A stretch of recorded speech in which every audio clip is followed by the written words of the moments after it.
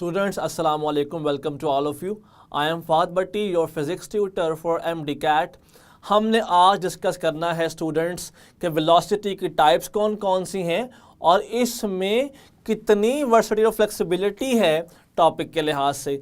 ज़रा नोट कीजिएगा, हम आज डिस्कस करेंगे कि अगर हम कुछ पैरामीटर्स को टाइम या डिस्टेंस कांस्टेंट रखें तो फिर उससे कितना फ़र्क आता है वेलोसिटी की टाइप्स में, और साथ हमने पढ़ना है एक्सेलरेशन क्या होगा और उसकी टाइप्स क्या होंगी। तो चलिए फिर हम स्टार्ट करते हैं और चलते हैं अपना लाइट बोर्ड की तरफ। स्टूडेंट्स, आज हमने डिस्कस करना है टाइप्स ऑफ वेलोसिटीज़ और उसके साथ साथ हम पढ़ेंगे एक्सेलरेशन क्या है, उसकी टाइप्स कौन कौन सी होती हैं। अगर तो हम बात करते हैं वेलोसिटी या स्पीड की टाइप्स की, तो हमारे पास टोटल 5 टाइप्स हम यहाँ पर डिस्कस करेंगे। First type is uniform speed. अब यूनिफॉर्म स्पीड क्या है? अगर तो कोई भी बॉडी अगर इक्वल डिस्टेंस तय कर रही है, if a body is covering equal distance in equal time, अगर कोई भी बॉडी इक्वल डिस्टेंस को तय करे इक्वल टाइम के अंदर। इसके बाद का एग्जांपल है, फर्ज कर लीजिए कि देयर इज़ अ बॉय, एक लड़का है और वो शुरू में तय करता है इस तरह से 1 मीटर इन 1 सेकेंड, अगले 1 सेकेंड में वो फिर तय करता है 1 मीटर, नेक्स्ट 1 सेकेंड में again 1 metre. If equal distance is covered in equal intervals of time, body is said to have uniform velocity. Uniform को जनरली हम कांस्टेंट भी कहते हैं। अगर यहीं पर मैं इस यूनिफॉर्म के साथ यूं लिख दूं कि जहाँ पर भी हम फिज़िक्स में यूनिफॉर्म का वर्ड इस्तेमाल करेंगे, it also means constant. Variable क्या है? नाम शो कर रहा है वेरिएबल का स्टूडेंट्स, कि वेरिएबल स्पीड का मतलब ये है कि इक्वल टाइम इंटरवल्स के अंदर बॉडी अनइक्वल डिस्टेंसेस कवर करे। कभी तो बॉडी एक ही टाइम में डिस्टेंस ज़्यादा तय कर ले और कभी उसी टाइम में डिस्टेंस कम तय कर ले। जैसे हम आमतौर पर भागते हैं तो शुरू में हम ज़्यादा डिस्टेंस तय कर लेते हैं कम टाइम में, लेकिन कुछ देर के बाद जब थक जाते हैं तो उसी टाइम में हम कम डिस्टेंस तय कर पाते हैं। हमारी स्पीड वेरी कर रही होती है। अगर तो यहीं पर मैं इसी बॉय एग्जांपल ले लूं तो शुरू में इसने 1 सेकंड में 2 मीटर तय किया, अगले 1 सेकंड में 1 मीटर तय किया और अगले 1 सेकंड में इस बॉय ने तय किया 0.5 मीटर, क्योंकि इक्वल टाइम इंटरवल्स के अंदर अनइक्वल डिस्टेंसेस तय हो रहे हैं। So this is said to be variable speed. अब एवरेज स्पीड क्या है? अगर तो हम कभी भी एवरेज स्पीड की बात करेंगे तो इसका मतलब है कि हम पूरे कोर्स, पूरे पाथ की बात करना चाह रहे हैं, तो इसके लिए हमें हमेशा टोटल डिस्टेंस को डिवाइड करना पड़ता है टोटल टाइम से, and it gives us the value of average speed. अभी हम इसके फर्दर केसेस भी डिफाइन करेंगे। What is relative velocity? Relative velocity हम कहते हैं किसी बॉडी की किसी अनदर बॉडी के लिहाज से वेलोसिटी अगर देखी जाए तो relative velocity is actually difference of both vectors. तो जो इसका जनरल फार्मूला हमारे पास होता है स्टूडेंट्स, इसको आपने नोट डाउन कर लेना है, that is v1 square plus v2 square minus 2 v1 v2 cos of theta. अब जरा नोट कीजिएगा, if 2 objects are moving in same direction with velocity v1 and v2, अगर कोई भी 2 ऑब्जेक्ट्स एक ही डायरेक्शन में मूव करते लेकिन उनकी स्पीड v1 और v2 होती, so the angle between them is 0 degree. अगर यहाँ 0 डिग्री पुट करेंगे तो cos 0 तो 1 होता है, cos 0 1, बाकी बच गया हमारे पास v1 square plus v2 square minus 2 v1 v2। इस सारी बात को यूँ भी लिख सकते हैं कि this is equal to relative is equal to v1 minus v2। और अगर यहीं पर ये 2 बॉडीज़ आपस में ऑपोजिट मूव कर रही होती, अगर एक बॉडी की स्पीड v1 और अनदर बॉडी की स्पीड v2 होती but in opposite direction. Now the angle between them is 180 degree. अगर यहाँ 180 पुट करेंगे तो cos 180 -1 हो जाता है, minus minus becomes positive and the formula of relative velocity जो इन दोनों के दरमियान में है वो v1 प्लस v2 हो जाएगी स्टूडेंट्स। तो हमने यहाँ पे नोट किया कि किसी बॉडी की वेलोसिटी किसी और बॉडी के लिहाज say that is called relative velocity. जैसे अगर तो एक शख्स गाड़ी के अंदर बैठा हुआ है और गाड़ी 60 किलोमीटर पर आवर की स्पीड से जा रही है तो वो अंदर बैठ के तो मूव नहीं कर रहा, लेकिन विद रिस्पेक्ट टू कार जो बंदा बाहर से, जो ऑब्जर्वर कार के बाहर से देख रहा है, वो शख्स भी 60 की स्पीड से मूव कर रहा है। लेकिन अब जो शख्स अंदर बैठा है उसके लिहाज से वो 0 की स्पीड पे है कार के लिहाज से। ज़रा नोट कीजिएगा, I am in the car, my speed relative to the car speed is 0 because I am not moving in the car। लेकिन जो ऑब्जर्वर बाहर बैठा हुआ है उसकी नज़र से मेरी वही स्पीड है जो कार की स्पीड होगी। सो अगर एक बॉडी की स्पीड को किसी अनदर बॉडी की स्पीड से कंपेयर किया जाए तो this is called relative speed. अगर हम टाइम को बहुत कम कर दें, ज़रा नोट कीजिएगा, this is called instantaneous. Instant का मतलब होता है लम्हा। मैं अगर किसी बॉडी की स्पीड को एक ख़ास लम्हे में कैलकुलेट करना चाहूँ और मैं कहूँ कि मुझे इस बॉडी की स्पीड कैलकुलेट करनी है बिफोर पासिंग दिस टाइम, ये लम्हा गुजरने से पहले, तो that is called instantaneous speed. अब मैं चाहता हूँ कि जिस लम्हे मैंने स्पीड कैलकुलेट करना चाहिए उसी लम्हे कर लूँ, उस टाइम में चेंज नहीं आना चाहिए। तो जब भी हम बात करेंगे इंस्टेंटेनियस स्पीड की तो हमारी कंडीशन ये होती है कि टाइम चेंज अप्रोच करे 0 को, और इसको 0 के बराबर अप्रोच करवाने के लिए हमें एक ख़ास फंक्शन इस्तेमाल करना पड़ता है विच इज़ लिमिट। इसीलिए आप लोगों ने एफएससी के अंदर भी पढ़ा होता है कि हम जब भी बात करेंगे इंस्टेंटेनियस की तो साथ लिमिट फंक्शन आएगा जो टाइम के चेंज को 0 कर रहा होगा, एंड साथ ही rate of change of displacement when time change approaches 0 is equal to instantaneous speed. Students ये आपके पास हैं 5 बेसिक टाइप्स। अगर तो मैं यहाँ पर इस टाइप की स्पेसिफिकली बात करूँ एवरेज स्पीड की तो नोट कीजिएगा, मैं इस बात को यूँ भी तो कह सकता हूँ कि V average is also equal to total distance. फर्ज करें बॉडी ने 2 डिस्टेंसेस तय किए 2 टाइम में, तो हम कह सकते हैं S1 plus S2 by T1 plus T2।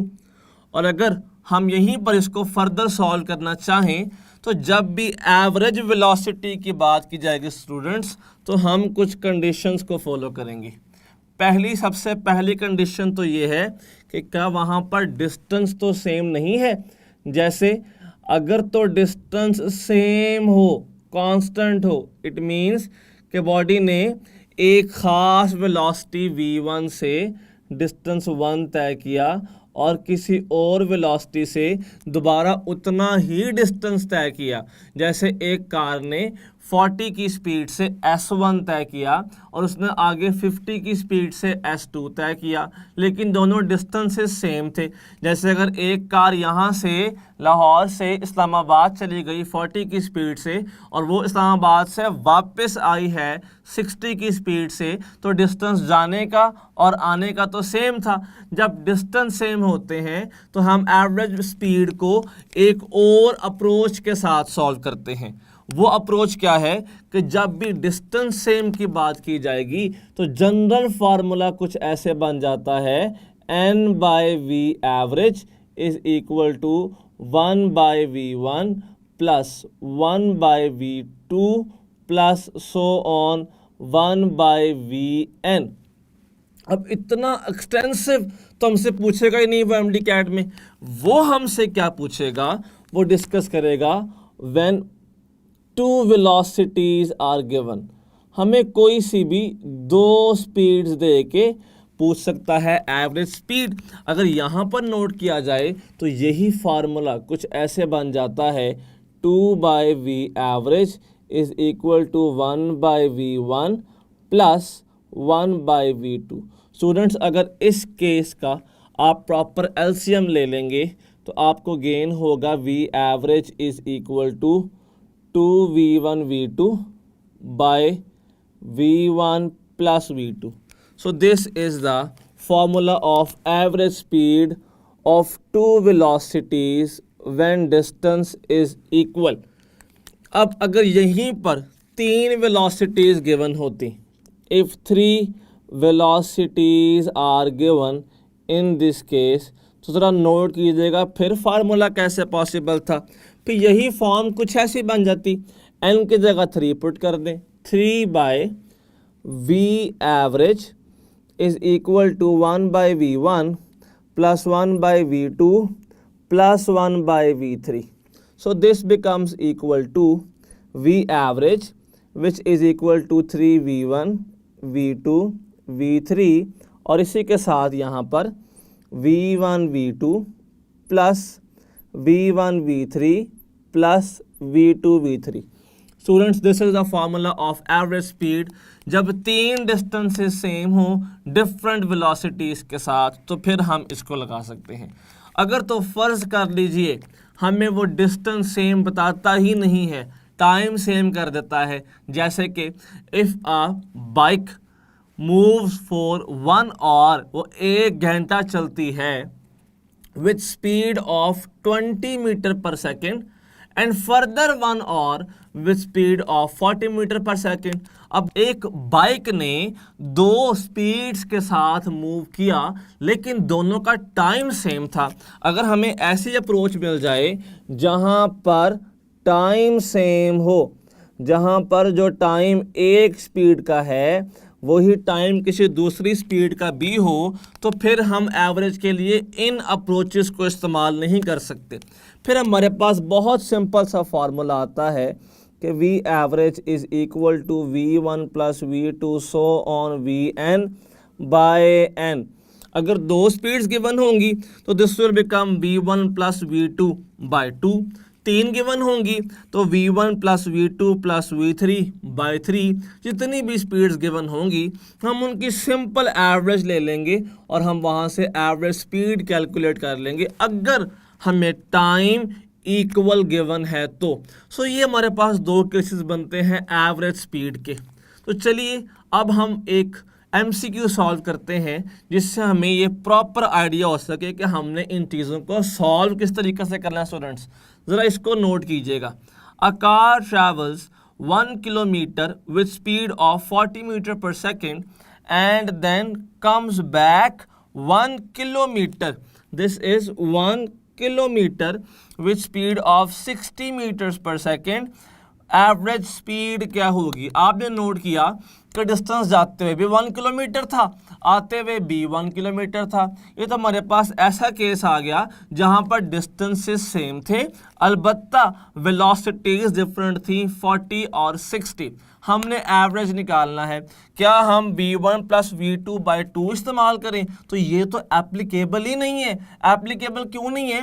क्योंकि हमें टाइम तो गिवन नहीं है, टाइम सेम होना शर्त थी। हमारे पास तो एक्चुअल में डिस्टेंसेस सेम है। तो टू वेलोसिटीज के लिए हम फार्मूला इस्तेमाल करेंगे v average which is equal to v1 v2 by v1 plus v2।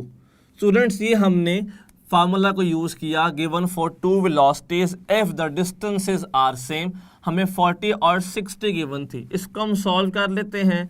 2 into 4 is 8, 8 into 6 is 48 और आगे ये दो ज़ीरोज़ आ जाएंगे। सो 4800, 40 प्लस 60 इज़ इक्वल टू 100। ज़रा नोट कीजिएगा हमारे पास ये दो ज़ीरोज़ इसके साथ कैंसिल हो गए and our correct answer out of all these options is 48 metres per second. तो नोट कीजिएगा इन सारों में से जो हमारा करेक्ट आंसर है that is 48 metres per second. अगर मुझे इन अप्रोचेस का ना पता होता, अगर मैं एक जनरल इसकी एवरेज ही निकाल लेता, तो क्या मेरा आंसर तब भी ठीक आता? तो चलिए नोट करते हैं। अगर मैं इससे सॉल्व करूं तो 40 + 60 / 2, 100 / 2 becomes 50, तो वो तो चार्ली बन जाता, विच इज रॉन्ग आंसर। तो हमने ये क्वेश्चन देखकर बड़ा ख्याल करना होगा कि हमने किस केस को अप्लाई करना है उस एमसीक्यू के ऊपर, ताकि हम प्रॉपर देख सकें कि हमारा आंसर करेक्ट आए। तो स्टूडेंट्स, अगर आपको क्वेश्चन इस तरह का आ जाए जहां पर डिस्टेंसेस सेम की बात की गई हो, तो उन केसेस में हमेशा अप्लाई करेंगे डिस्टेंसेस वाले फार्मूलाज को। स्टूडेंट्स, अब हम बात करेंगे अपने सेकंड क्वेश्चन की। जरा नोट कीजिएगा, question is the body moves from A to A and then to B, calculate average speed. और इसका पोर्शन, यही क्वेश्चन यूं भी पूछा जा सकता था कि calculate magnitude of average velocity. सबसे पहले हम कैलकुलेट करेंगे इस क्वेश्चन को एवरेज स्पीड के लिए, देन हम बात करेंगे इसके सेकेंड पॉसिबिलिटी कि वो कैसे पूछा जा सकता था। नोट कीजिएगा, पहले बॉडी ने मूव किया O से A और देन चली गई बॉडी A से B की तरफ। जब बॉडी O से A आई है तो रेडियस R तय किया, और जब बॉडी A से B चली गई तो सेमी सर्कल यानी कि हाफ सर्कमफेरेंस तय किया है। स्टूडेंट्स, हम इस बात को क्लियरली जानते हैं कि जब भी एवरेज स्पीड की बात की जाएगी तो that is distance over time. अगर यहाँ पर नोट करें तो distance is radius plus half circumference pi r, नीचे आ गया over time. Radius is 2, pi is 3.14 × 2 and time is also 2।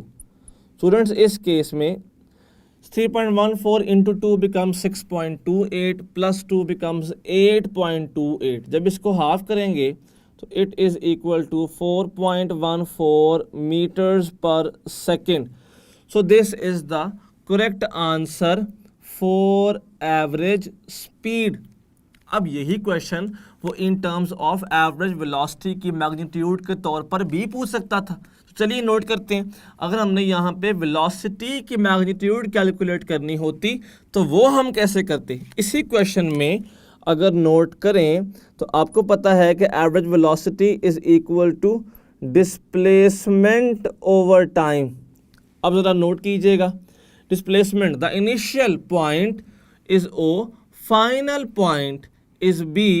Displacement is actually erect path between initial and final point which is equal to radius. So displacement is radius by time.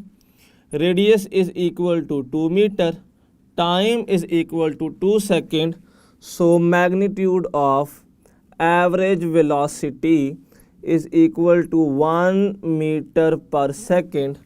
So students, this is the correct answer for magnitude of average velocity. अगर इसी के बाद हम move करते हैं towards over next question. ये question 2010 में MDCAT में पूछा जा चुका है, तो ज़रा नोट कीजिएगा, if the velocity of the body changes y equal amount, अगर वेलोसिटी इक्वल चेंज हो जाए इक्वल इंटरवल्स ऑफ टाइम में, तो फिर बॉडी क्या कहलाती है? नोट कीजिएगा, हमने अभी तक टाइप्स पढ़ी हैं वेलोसिटी की, हमने वेलोसिटी के चेंज को नहीं पढ़ा। हमने यहाँ पर ये ज़रूर पढ़ा कि वेलोसिटी डिस्टेंस अगर चेंज हो तो वेलोसिटी वेरिएबल हो जाती है, मतलब वेलोसिटी चेंज हो जाती है। स्टूडेंट्स, अब हम कुछ फर्दर क्वेश्चन लिखेंगे एवरेज वेलोसिटी के, और उसके साथ हमने इस पॉइंट को फोकस करना है कि अगर वेलोसिटी चेंज हो जाए तो फिर क्या पैदा होता है। चलिए देखते हैं एक्सेलरेशन बेसिकली क्या है। ठीक है, अब ज़रा नोट कीजिएगा, अगर हम फौरी यहाँ से चलना शुरू करें, एक्सेलरेशन क्या है, तो फर्स्ट ऑफ ऑल हम कह सकते हैं कि rate of change of velocity is called acceleration.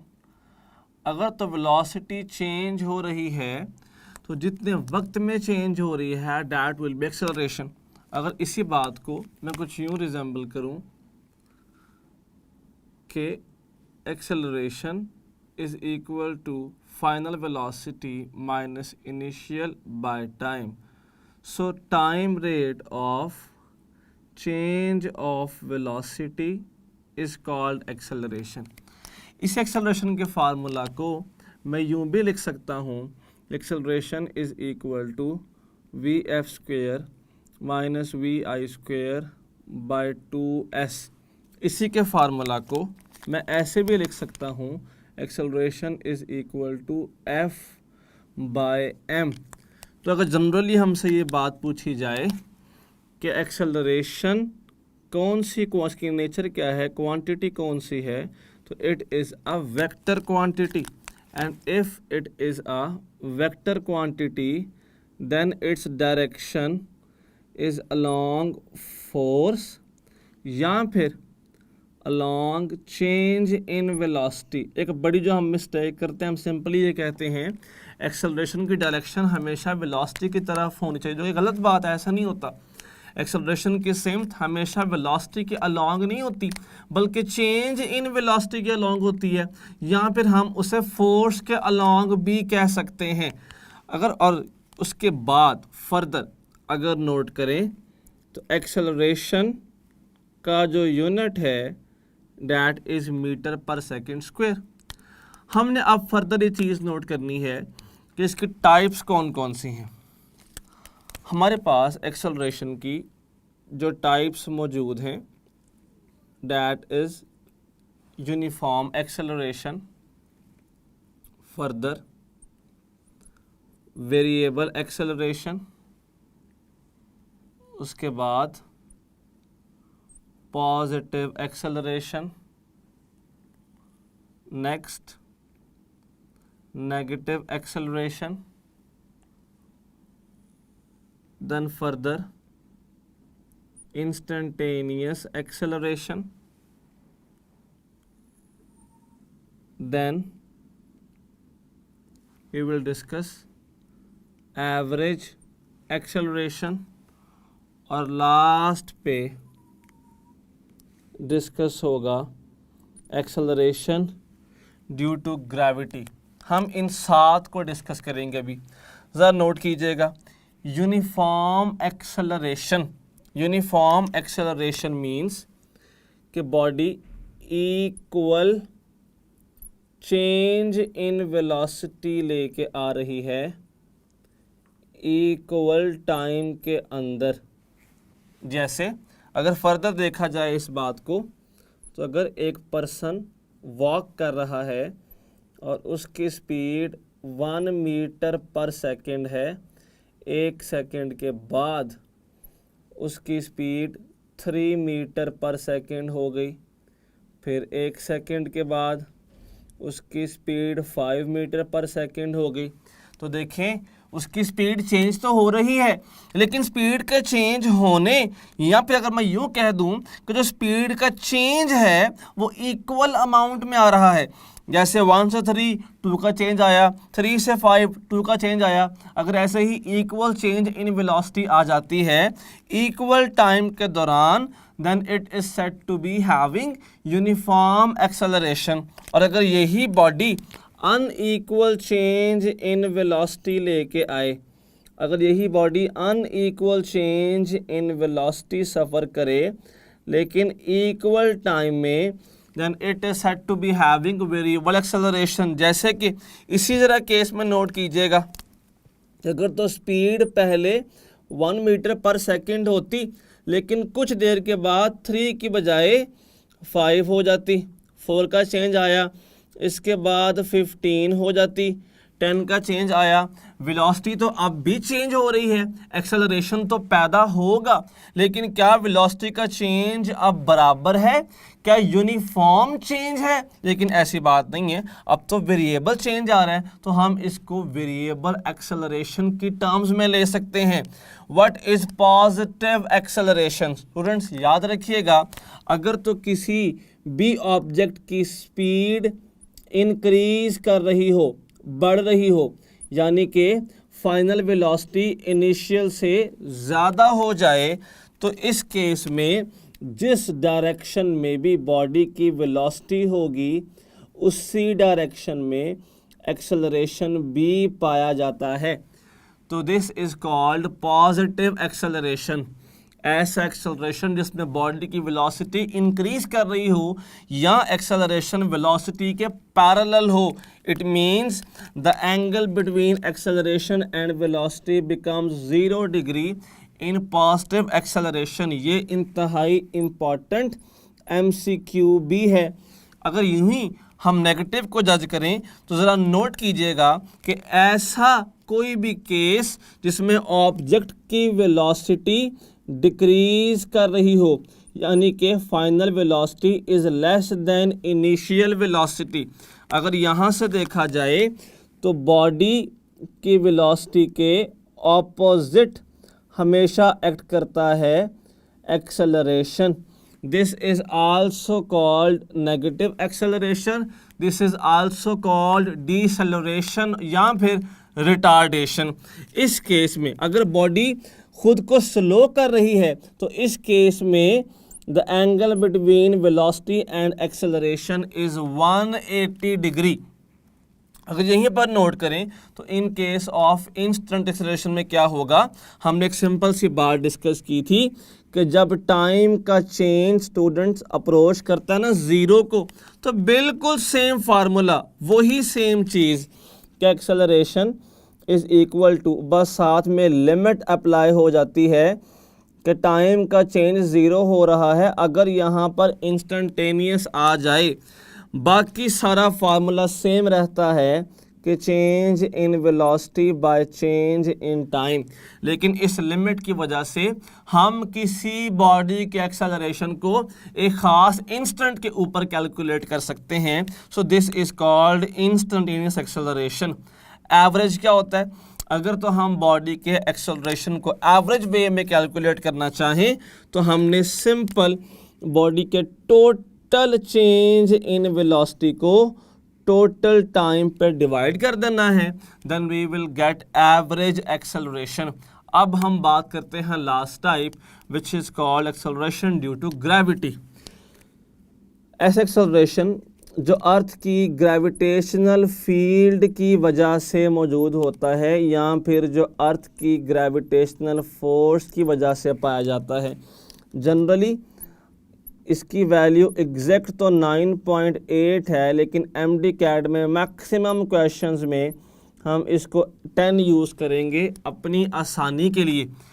And direction of acceleration due to gravity is always downward. चाहे बॉडी ऊपर जाए, चाहे बॉडी नीचे जाए, चाहे आपने ऐसे बॉडी को ऊपर थ्रो किया और वो ऊपर जाके स्टॉप कर गई है, तो टॉप पॉइंट पर भी एक्सेलरेशन हमेशा नीचे की तरफ को ही होगा और जी होगा।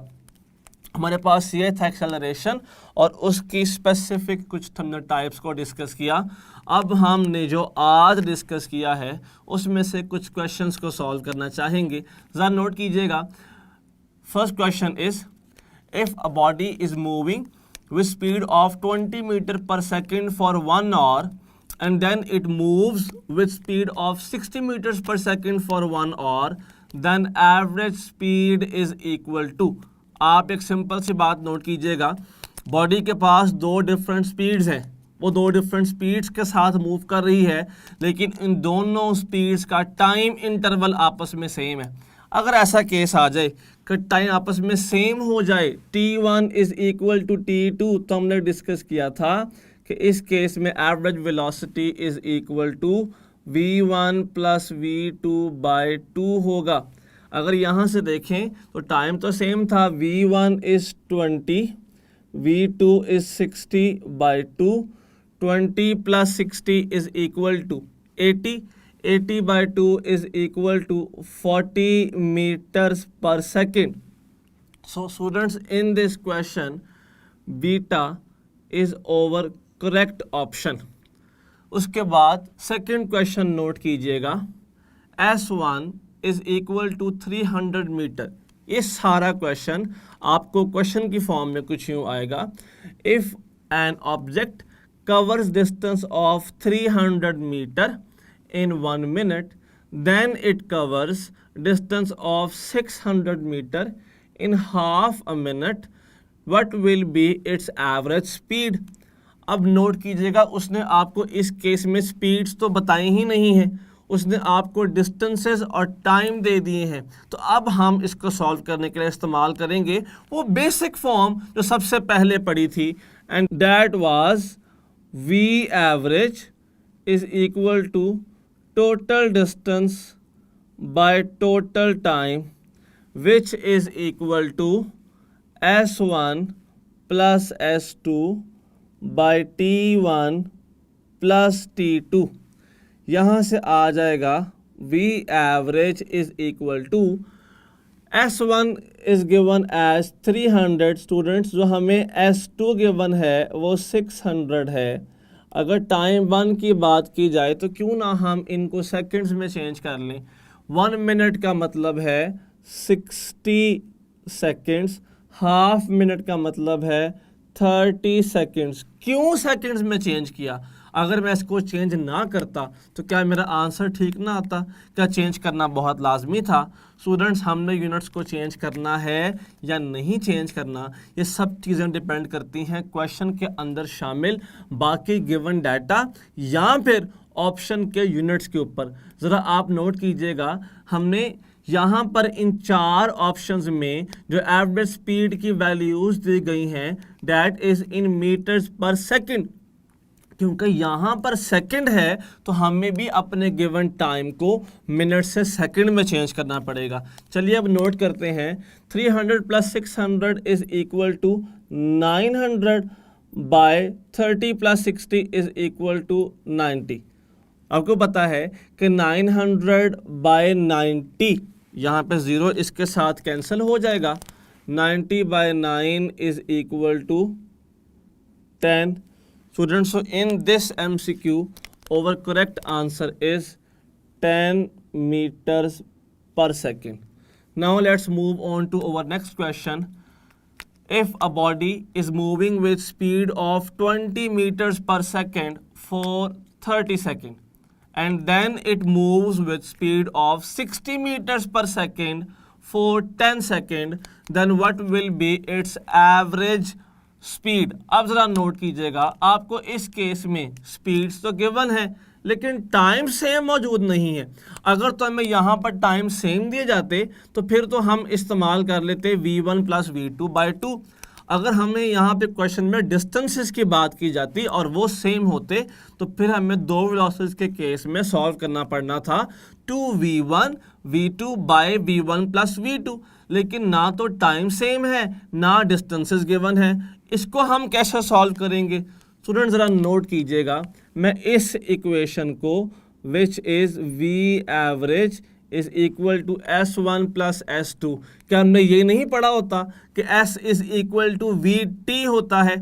और अगर s is equal to vt है तो I can write this equation as v1 t1 plus v2 t2 by t1 plus t2। Students, ये हमारे पास एक ऐसा फार्मूला आ गया जिसमें हम एवरेज स्पीड कैलकुलेट कर सकते हैं जब वेलोसिटीज गिवन हो और अनइक्वल टाइम्स हो। जरा नोट कीजिएगा, अब v1, value of v1 is given as 20, time is 30 second, value of v2 is 60, time is 10 second, नीचे टाइम का सम आ जाएगा, सो 30 प्लस 10। नोट कीजिएगा, 20 into 30 becomes 600 plus 60 into 10 becomes 600, 30 plus 10 becomes 40। जैसे ही add करेंगे तो इट विल बिकम 1200 बाय 40। यहाँ पे 0 एक 0 के साथ cancel, 120 by 4 is equal to 30 metres per second. तो अगर हम यहाँ से नोट करें तो answer of this MCQ is Charlie, 30 metres per second. Students, हम लोगों ने यहाँ पर सारे केसेस भी यूज़ कर लिए एवरेज वेलोसिटी के और हमने ये एक नई फॉर्म भी बना ली जब वेलोसिटीज गिवन हो लेकिन टाइम्स अनइक्वल हो। चलिए अब नोट कीजिएगा next question. If instantaneous velocity is equal to average velocity then body is moving with. अगर एक बॉडी किसी भी एक लम्हे में वही स्पीड है जो उसकी एवरेज स्पीड है, मतलब मैं अगर किसी इंस्टेंट पर वेलोसिटी नोट करना चाहूँ तो वही मिलेगी जो उसकी एवरेज है। तो इसका वाला क्या मतलब है कि बॉडी की स्पीड तो चेंज ही नहीं हो रही, बॉडी मूव कर रही है लेकिन एक यूनिफॉर्म स्पीड के साथ। क्योंकि उसकी स्पीड चेंज नहीं हो रही तो इसीलिए हर लम्हे पर वही स्पीड है जो उसकी एवरेज स्पीड थी।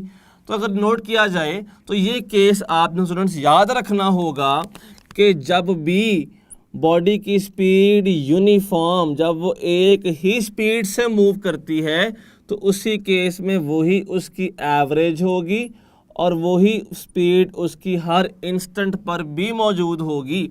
तो इस केस में body is moving with uniform velocity. So option is beta. Now let's move on to our next question. A body is moving with initial velocity of 2 kilometers per second और उसके बाद after 50 seconds its velocity becomes 1.5 kilometers per second. Acceleration will be, acceleration क्या होगा इस case में? देखें आपको initial velocity और फाइनल वेलोसिटी गिवन है और साथ आपको टाइम भी गिवन है। अगर आपको इनिशियल, फाइनल और टाइम गिवन हो तो you can easily calculate acceleration. हमने सिर्फ फार्मूला का अप्लाई का एक्सेलरेशन निकालना होगा। तो चलिए ज़रा नोट करते हैं हम इसको।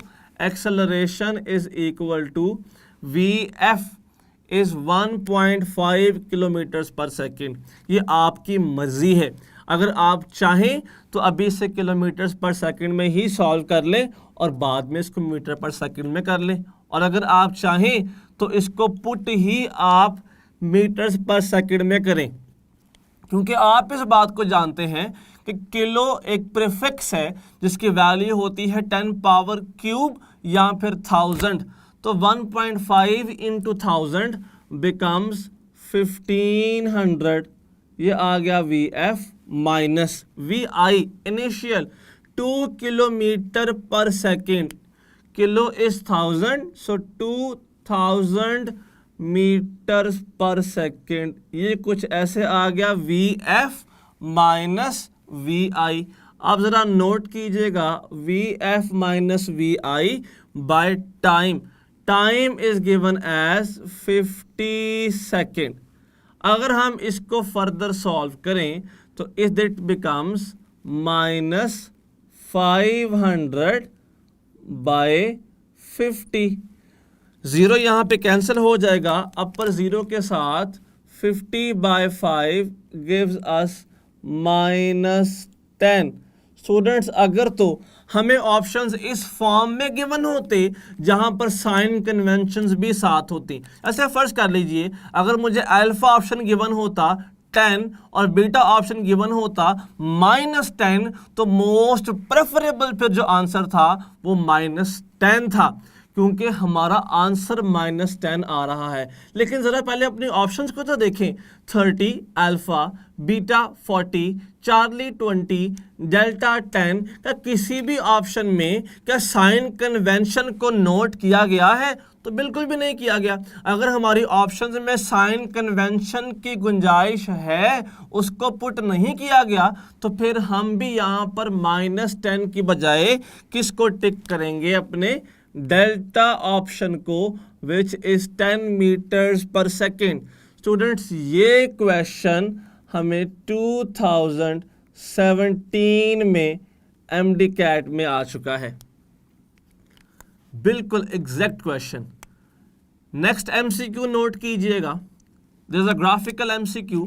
हमें एक VT ग्राफ गिवन है जहां पे वेलोसिटी इंक्रीज कर रही है 20 सेकेंड 20 मीटर पर सेकेंड तक।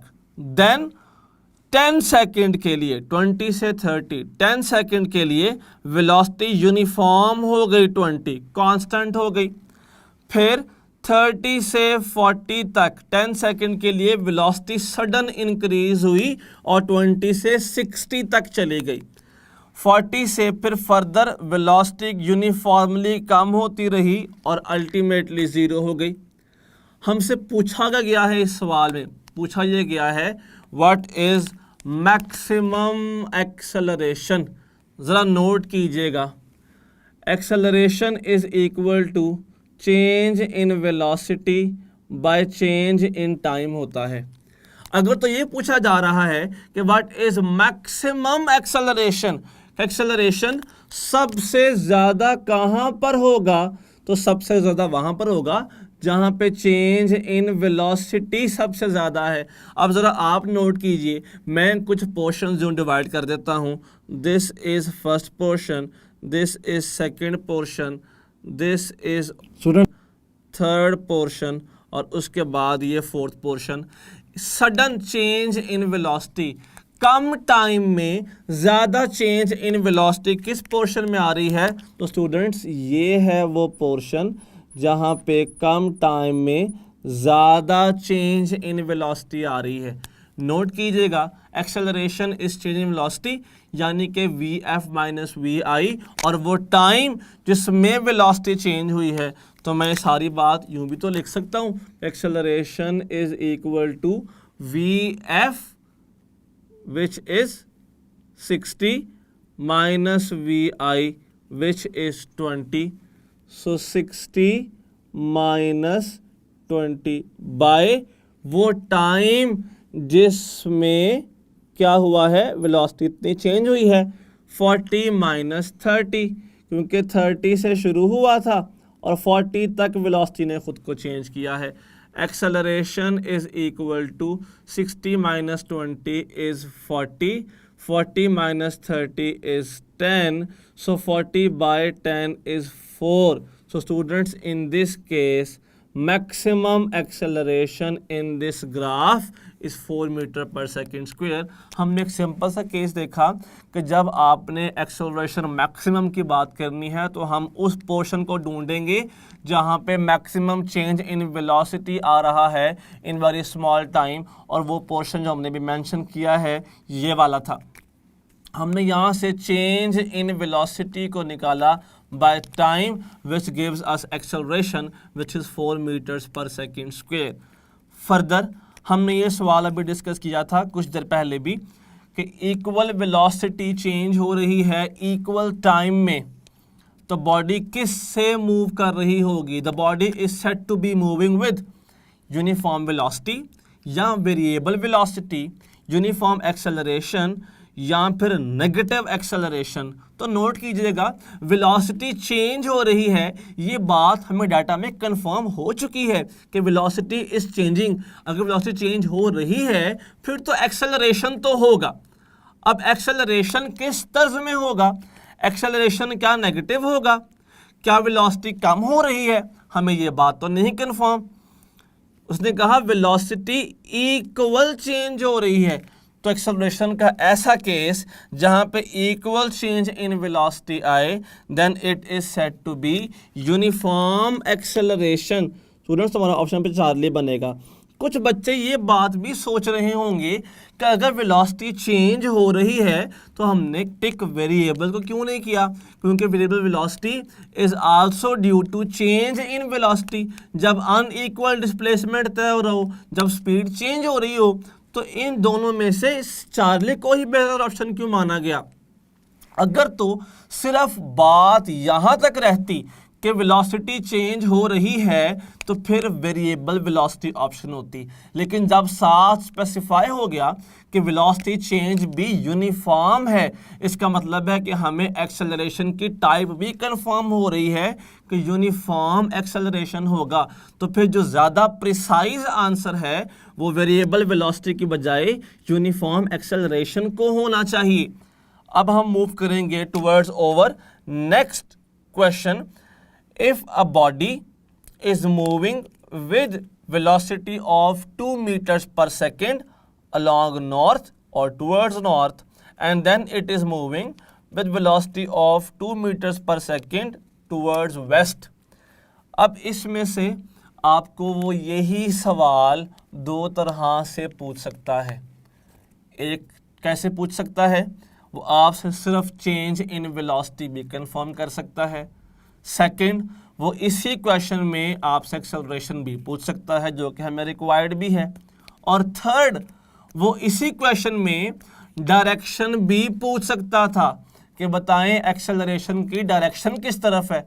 तो ये क्वेश्चन तीन तरह से पूछा जा सकता है। तो चलिए नोट करते हैं। हमने सबसे पहले नोट किया कि वेलोसिटी 1 नॉर्थ की तरफ है, वेलोसिटी 2 वेस्ट की तरफ है। एक्सेलरेशन हमने कैलकुलेट करना स्टूडेंट्स, यहाँ पे एक्सेलरेशन कैलकुलेट करने के लिए हमें जो सबसे इंपॉर्टेंट चीज देखनी पड़ेगी, that is VF minus VI by time. Students note कीजिएगा, जो हमारे पास V1 गिवन है, V1 इज अलोंग नॉर्थ, जबकि V2 इज अलोंग वेस्ट। हमें दोनों की वैल्यूज मैग्नीट्यूड्स 2 और 2 गिवन है। हमें इस बात का पता है acceleration is rate of change of velocity. हम इसे यूं भी कह सकते हैं, acceleration is V2 minus V1 by delta T. ज़रा नोट कीजिएगा, क्या मैं सेम बात कुछ यूं नहीं लिख सकता कि V2 plus minus V1 by delta T. अब ज़रा नोट कीजिएगा कि हमें प्रॉपर आइडिया हो जाएगा इस चीज़ का कि अगर तो एक्सेलरेशन कैलकुलेट करना है तो हमें वेलोसिटी को चेंज लेना पड़ता है। V2 जिस स्टेट में है वैसे ही रहेगा, लेकिन V1 का नेगेटिव वेक्टर रिक्वायर होता है हमें। स्टूडेंट्स अगर यहाँ से नोट करें ना हम, तो ये बात यूँ आ सकती है, V1 अपर डायरेक्शन में था तो जो माइनस V1 है वो सेम मैग्नीट्यूड के साथ डाउनवर्ड डायरेक्शन में होगा। अब नोट कीजिएगा, V2 और माइनस V1 गिवन है हमें।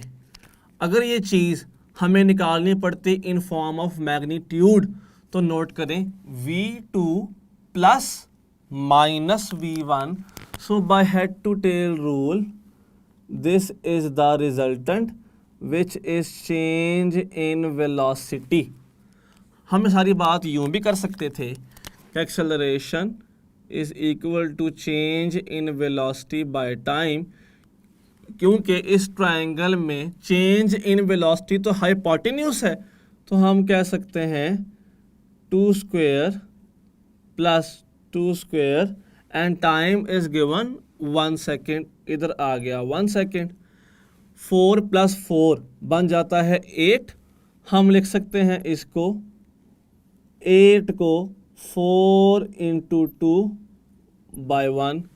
Acceleration is equal to 2√2 metres per second. Students अगर तो हमसे पूछता what is the value of change in velocity, तो उसकी वैल्यू भी 2√2 होती।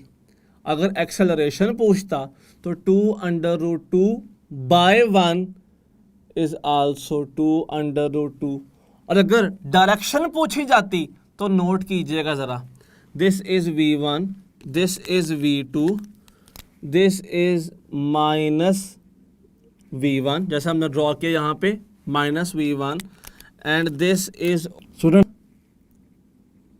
रिजल्टेंट डेल्टा V या फिर एक्सेलरेशन।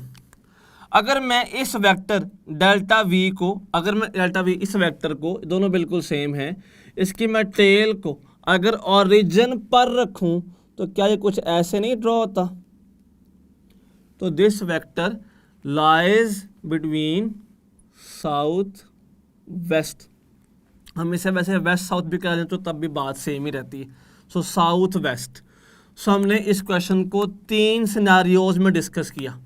चेंज इन वेलोसिटी पूछता, हम हाइपोटेन्यूज निकालते, कैलकुलेट करते, that was change in velocity. हमने उसको टाइम से डिवाइड कर दिया तो वी गेट एक्सेलरेशन, और जब हम उसी वेक्टर को, उसकी टेल को ओरिजिन पर प्लेस करेंगे तो डायरेक्शन जोन से मिलेगी, that is direction of acceleration. Students ये हमारे पास सारे क्वेश्चंस हो गए एक्सेलरेशन के और वेलोसिटी के टाइप्स के। एक लास्ट क्वेश्चन करेंगे, उसके बाद लेक्चर हमारा एंड हो जाएगा। That last question is, if a train having length 150 meter is moving towards east, एक ट्रेन जिसकी लेंथ 150 मीटर है, इसको मैं डिस्टेंस भी कह सकता हूँ, वो टुवर्ड्स ईस्ट मूव कर रही है with speed of 15 metres per second, और एक bird, a bird is also flying towards east with speed of 25 meters per second, with 25 meters per second. How much time will the bird take to cross the train? Train और bird दोनों एक ही direction में move कर रहे हैं, लेकिन bird की speed train की स्पीड से ज़्यादा है।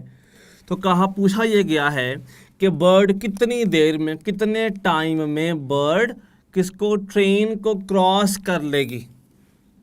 Options are given as 10 second, beta option is given 3.75 second, Charlie option is given 5 second, Delta option is given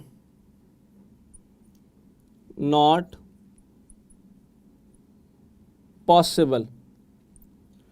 students note कीजिएगा, क्योंकि बर्ड की स्पीड ट्रेन की स्पीड से ज़्यादा है तो लाजमन सी बात है वो उसको ओवरकम तो करेगी ही करेगी, वो उसे क्रॉस कर लेगी।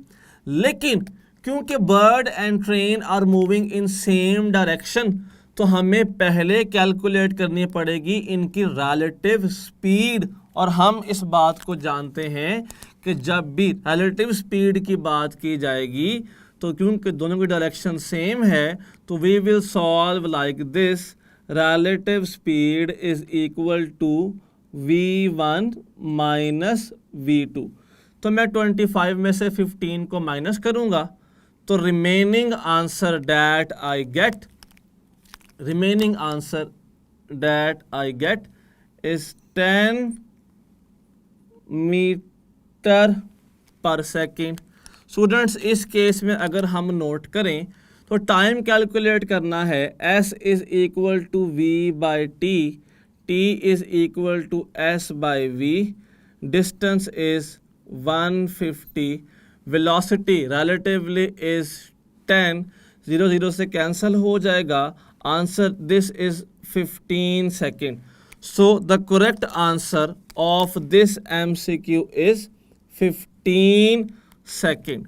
अब ज़रा नोट कीजिएगा, यही क्वेश्चन वो ऐसे भी पूछ सकता था कि अगर बर्ड यहाँ से ना आ रहा होता, अगर बर्ड यहाँ से आ रहा है और वो इसी स्पीड 25 मीटर पर सेकेंड से ही मूव कर रहा है, लेकिन अब की बार bird and train are moving in opposite direction.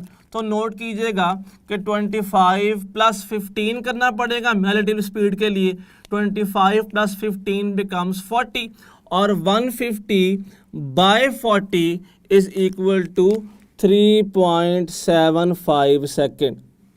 अगर हम यूं लेके चलते तो फिर 15 सेकेंड्स हमारा आंसर होता। अगर ट्रेन और बर्ड आपस में ऑपोजिट मूव करते तो 3.75 होता।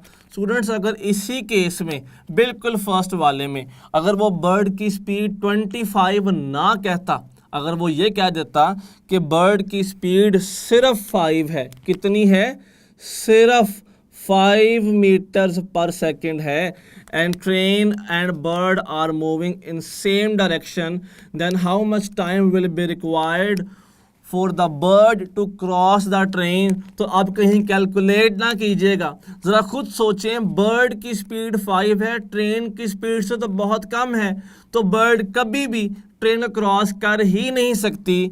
इस केस के अंदर क्रॉस करना is not possible, it can not cross the train. तो ये हमारे सारे क्वेश्चंस और टॉपिक्स थे according to acceleration and types of velocity. अपना ख्याल रखिएगा। अल्लाह हाफिज़।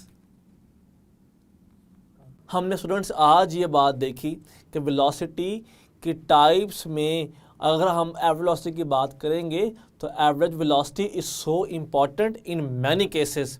और हमने काफ़ी ज़्यादा MCQs भी देखे और आपने नोट किया कि कितनी ज़्यादा फ्लेक्सिबिलिटी थी इस टॉपिक के अंदर। एक्सेलरेशन भी इस तरह ही बहुत ज़्यादा इम्पॉर्टेंट है और हमने ये सारे MCQs नोट करेंगे कि हमारे पास कोरिलेट करते होंगे क्वेश्चन ऑफ मोशंस के साथ भी। तो उम्मीद है कि आपको सारा समझ आ गया होगा, लेकिन in case of any query आप ज़रूर नोटिफाई कीजिएगा इन कमेंट सेक्शन ताकि हम आपको प्रॉपर गाइडेंस दे सकें। अपना ख्याल रखिएगा। शुक्रिया।